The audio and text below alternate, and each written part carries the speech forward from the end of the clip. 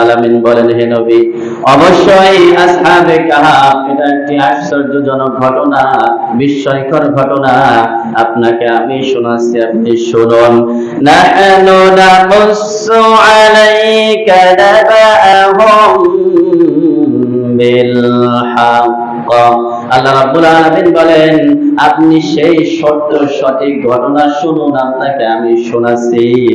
ইন্নাহুম ফিতয়াতুন আমানু বিরাব্বিহিম ওয়া জিদনাহুম হুদা।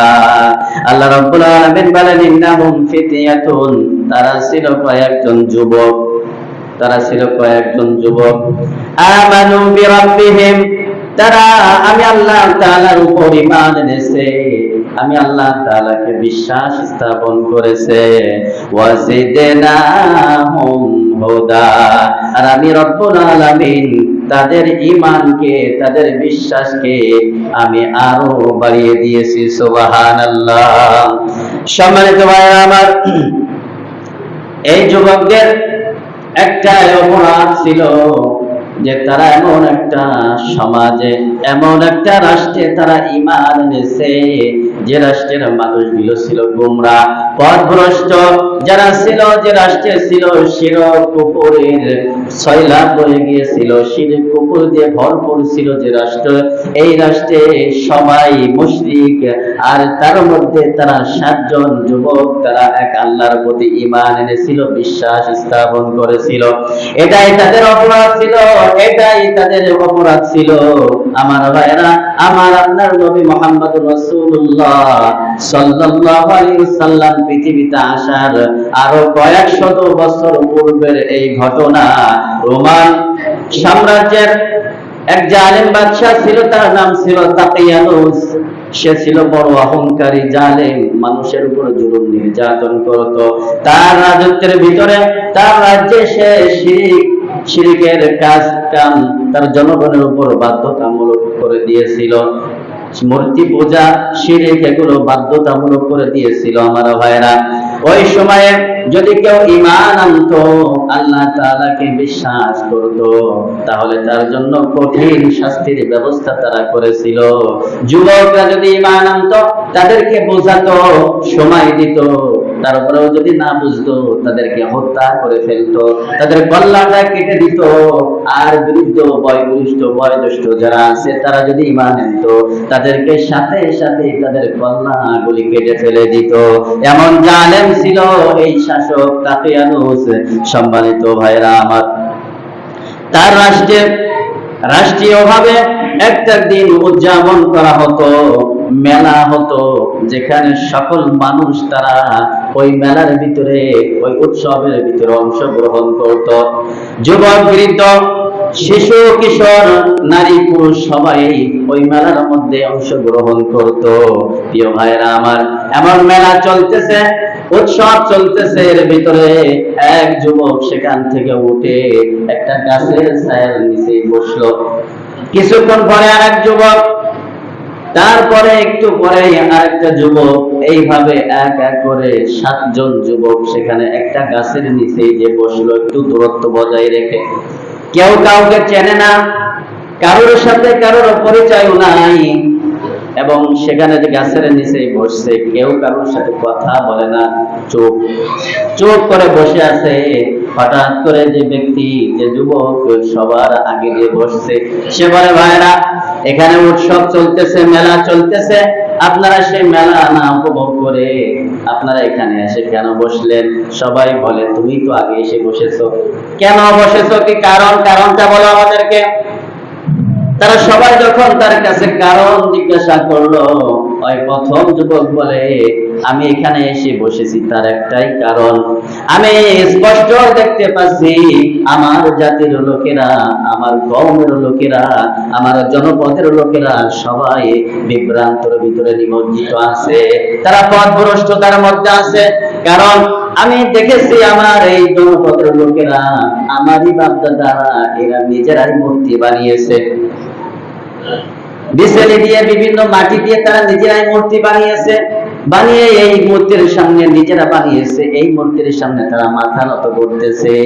যে মূর্তি নিজেরাই বানিয়েছে এর সামনে আবার কিভাবে সে আমার রব হতে পারে? আমি তার সামনে কিভাবে মাথা নত করতে পারি? আমি কিভাবে তার ইবাদত করতে পারি? এই জিনিসটা আমার বিবেকে বাধা দিচ্ছে। যে জিনিস আমি তৈরি করব সেই জিনিস আমার রব হবে কিভাবে?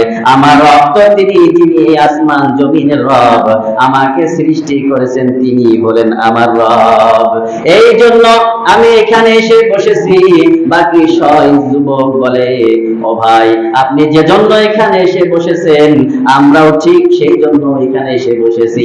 আমরা ওইটা পছন্দ করি না, আমাদের বিবেকের কাছেও এটা বাধা দেয় যে জিনিস আমরা নিজ হাতে বানিয়েছি এই জিনিস আমার রব কিভাবে হয়, আর এই জিনিসের ইবাদত আমরা কিভাবে করি। 7 জনের কথা মতামত এক হয়ে গেছে, মিলে গেছে, যদিও তাদের সাথে বংশের কোনো মিল নাই, গোষ্ঠীর কোনো মিল নাই, তাদের সাথে আগের থেকে কোনো পরিচয় নাই। এই যে সিদ্ধান্ত এক হলো, হওয়ার পরে তারা পরামর্শ করতেছে, করতে করতে প্রতিটা রাষ্ট্রে দেখবেন গোয়েন্দা বাহিনী থাকে কিনা, কিন্তু যারা জালেম হয় তাদের আরো বেশি থাকে। কারণ সে যে অন্যায় করে, জুলুম করে, এটা ঢাকার জন্য মানুষ জনবল তো দরকার, ঠিক না? ওই সরকারের ওই বাদশার এরকম গোয়েন্দা বাহিনী ছিল। তাদের এই 7 যুবকের কথা তারা সব শুনেছে। শোনার পরে তাদেরকে গ্রেফতার করে বাদশার আদালতে হাজির করেছেন। হাজির করার পরে বাদশাহ বলে, যা বললাম, যা শুনলাম, এগুলো কি সব ঠিক?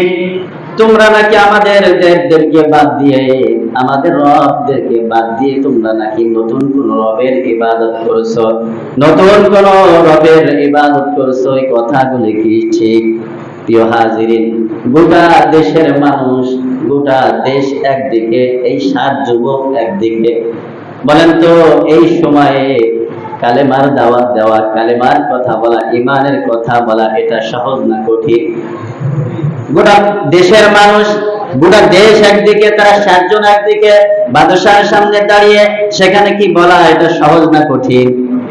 আল্লাহ রাব্বুল আলামিন এই মুহূর্তে তাদের অন্তরটা ঈমান দ্বারা পরিপূর্ণ করে দিয়েছেন। সুবহানাল্লাহ। আল্লাহ রাব্বুল আলামিন বলেন, ওয়া রাবাতনা আলা কুলুবিহিম ইয ক্বামু। আল্লাহ রাব্বুল আলামিন বলেন, সেই সময়ে আমি রব্বুল আলামিন তাদের ঈমানটা পরিপূর্ণ করে দিয়েছি, মজবুত করে দিয়েছি। সুবহানাল্লাহ। যেই সময়ে 7 জন যুবক বাদশার আদালতে উপস্থিত হয়েছিল, তার কাছে জিজ্ঞাসা করতেছিল, আমাদের রবকে বাদ দিয়ে, আমাদের খোদাদেরকে বাদ দিয়ে, দেবদেবীকে বাদ দিয়ে, সব কিছুকে বাদ দিয়ে তোমরা আবার কোন নতুন খোদার ইবাদত করো, কোন নতুন রবের ইবাদত করো?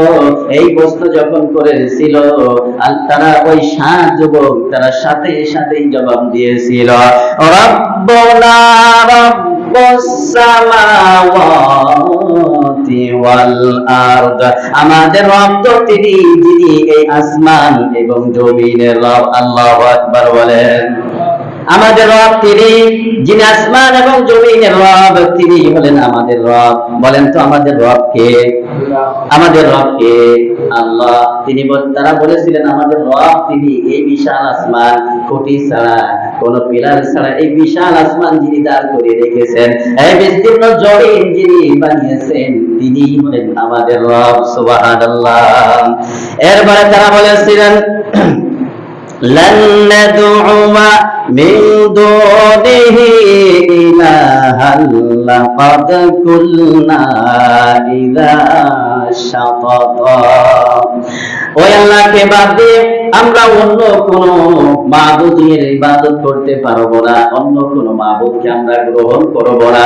যদি সেটা করি তাহলে সেটা হবে মহা অন্যায়, মহা জুলুম হবে। এই খোদাগুলি তো অনর্থক, মিথ্যা।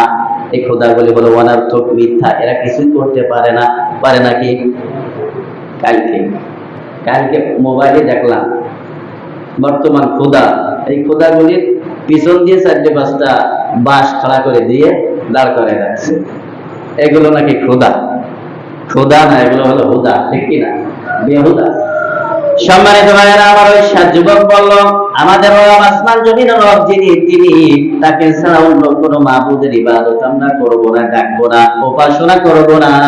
যদি করি সেটা হবে মহা পাপ, যদি করি সেটা হবে মহা জুলুম।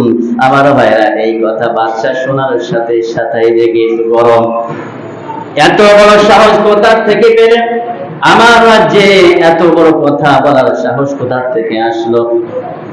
ওই রাজা ছিল, সে যদি কোনো রবের ইবাদত করত, আল্লাহর প্রতি ঈমান আনতো, তাদেরকে হত্যা করত। যুবক যারা আছে তাদেরকে সময় দিত, বৃদ্ধা যারা আছে তাদেরকে সাথে সাথে হত্যা করে ফেলতো। কিন্তু যারা যুবক তাদেরকে সময় দিত, বুঝাইতো যে তোমরা আমাদের দলে আসো, ওগুলো বাদ দাও। কারণ যুবকদের কাছে সবাই নিয়ে আসতে চায়। নতুন নতুন যারা নেতা হয় দেখবেন, যুবকদেরকে বিভিন্ন চা, পান, বিড়ি, সিগারেট আরো অনেক কিছু খায়, তাদের কাছে নাই, কাছে বিলায়। যদি যুবকদেরকে বিলাতে না যায়, কাছে নিয়ে আসা যায়, তাহলে হ্যাডাম বাড়বে, ক্ষমতা বাড়বে, যা ইচ্ছা তাই করা যাবে, ঠিক কিনা? ওই বাদশাহ একই কথা, একই কাজ করেছিল। যুবকদেরকে সময় দিত, সময় দিয়ে যদি তারা বুঝে আসতো, ফিরে আসতো, তাদেরকে বাঁচিয়ে রাখতো। আর যদি তারা ফিরে না আসতো, তাদেরকে হত্যা করে ফেলতো। এই যুবকদেরকে, 7 জন যুবকদেরকে 3 দিনের সময় দিয়েছিল। কয় দিনের? 3 দিনের সময় দিল, দিয়ে বললো, তোমরা বোঝো, চিন্তা ফিকির করো করে তোমরা আমাদের দলে, আমাদের রবদেরকে মেনে নাও, ওগুলো বাদ দাও। যদি তোমরা মেনে নাও তাহলে তোমাদেরকে বাঁচিয়ে রাখবো, আর যদি তোমরা অস্বীকার করো, তোমাদের বিশ্বাসের উপরে অটল থাকো, তাহলে তোমাদেরকে হত্যা করে ফেলা হবে। এবার রাজ দরবার থেকে 7 জন যুবক বের হয়ে চলে আসলো। আসার পরে তারা পরস্পর আলোচনা করলো, চিন্তা ফিকির করলো, কি করবো, কি করা যায়। এখন যদি এই দেশে থাকতে চাই তাহলে ঈমানকে বাদ দিতে হবে, আর যদি আমরা ঈমানকে রাখতে চাই তাহলে দেশ থাকতে হবে। বড় কঠিন মুহূর্ত চলে আসলো, বড় কঠিন পরিস্থিতি চলে আসলো। তারা চিন্তা করলো, আমরা প্রয়োজনে দেশ ছাড়তে পারি, বাড়ি ঘর ছাড়তে পারি, আমাদের ঈমানকে আমরা ছাড়বো না। জোরে বলেন আল্লাহু আকবার। ঈমানের উপরে অটল অবিচল থাকবো, প্রয়োজনে দেশ ছাড়বো, জমিন ছাড়বো, ঘর বাড়ি সব ছাড়বো। সিদ্ধান্ত নিয়ে নিল আমরা দেশ ছেড়ে চলে যাব। এই সিদ্ধান্তের উপরে অটল থেকে 7 যুবক তারা ঘর বাড়ি ছেড়ে দেশ ছেড়ে চলে যাবেন। রওনা হয়ে গিয়েছে। প্রতিমধ্যে একটা কুকুর তাদের সাথী, তাদের পাশ পিছু নিচ্ছে। বিভিন্ন ভাবে তাকে খেদানোর চেষ্টা করলো, তাড়ানোর চেষ্টা করলো, কিন্তু কুকুর নাছর তাদের পিছু ছাড়ে না। তারা চিন্তা করলো, কুকুরটা মনে হয় আমাদের সাথী হতে চায়, আমাদের সাথে মনে হয় যেতে চায়। এবার কুকুরটিকে সাথে নিয়ে তারা চললো অজানা পথে, অজানা গন্তব্যে তারা ছুটতে লাগলো। চলতে চলতে ক্লান্ত অবস্থায় একটা পাহাড়ের পাদদেশ দিয়ে তারা চলতেছে। হঠাৎ করে দেখে পাহাড়ের বড় একটি গুহা, সেই গুহার মধ্যে তারা আশ্রয় নিল, ক্লান্ত অবস্থায় বিশ্রাম করতেছে। ওই অবস্থায় আমার ভাইরা, আল্লাহ রাব্বুল আলামিন এই কথা কুরআন কারীমে সুন্দরভাবে সূরা কাহাফের 16 নম্বর আয়াতের মধ্যে আল্লাহ তাআলা বলেন, আর তোমরা যখন তাদেরকে এবং তারা যাদের ইবাদত করতো অর্থাৎ দেব দেবীদেরকে, তাদের সাথে সম্পর্ক ছিন্ন করে যখন তোমরা চলে আসো এই গুহার মধ্যে তোমরা আশ্রয় গ্রহণ করো, আমি আল্লাহ রাব্বুল আলামিন তোমাদেরকে রহমতের চাদরে আমি রব্বুল আলামিন তোমাদেরকে ঢেকে দিব। সুবহানাল্লাহ। এবং তোমাদের কাজকর্ম, তোমাদের পথটা আমি রব সহজ করে দিব। সুবহানাল্লাহ। আমার ভাইরা, এবার 7 যুবক ওই গুহার মধ্যে আশ্রয় গ্রহণ করলো, সেখানে অবস্থান করতেছে, ক্লান্ত অবস্থায় আছে। সেখানে যে আল্লাহ রাব্বুল আলামিনের কাছে এই কঠিন পথে, এই কঠিন পরিস্থিতিতে আল্লাহ তাআলার কাছে তারা 2টি বিষয়ে দোয়া করেছিলেন। জোরে বলেন কয়টা? 2টা বিষয় আল্লাহ তাআলার কাছে দোয়া করেছিলেন। রব্বুল আলামিন বলেন, إذ أوى الفتنة إلى الكهف والرقيم। আল্লাহ রাব্বুল আলামিন বলেন, إذ أوى الفتنة إلى الكهف। আর ওই যুবকেরা যখন গুহার মধ্যে এসে অবস্থান করলো, তখন আমার কাছে 2টি বিষয় দোয়া করেছিল। 1 নাম্বার হলো, রব্বানা আতিনা মিন লাদুনকা রাহমা রাহমাতাও ওয়া হাইয়্যি লানা মিন আমরিনা রাশাদা। এক নাম্বার দোয়া করেছিল, হে রব তুমি আমাদের উপর তোমার নিজের থেকে রহমত দান করো, আমাদের উপর তোমার রহমত নাজিল করো। দুই নাম্বার হলো আমাদের এই যে কঠিন পরিস্থিতি, কঠিন রাস্তা, এই কঠিন পথে তুমি আমাদের পথটাকে সহজ করে দাও। আমার ভাইরা আল্লাহ রাব্বুল আলামিনের কাছে দোয়া করার সাথে সাথে রব্বে কারীম তাদের দোয়াকে কবুল করে নিয়েছেন। আল্লাহ রাব্বুল আলামিনের কাছে তারা এক নাম্বার দোয়া করেছিল যে তুমি আমাদের উপর রহমত দান করো, আমাদের উপর রহম করো।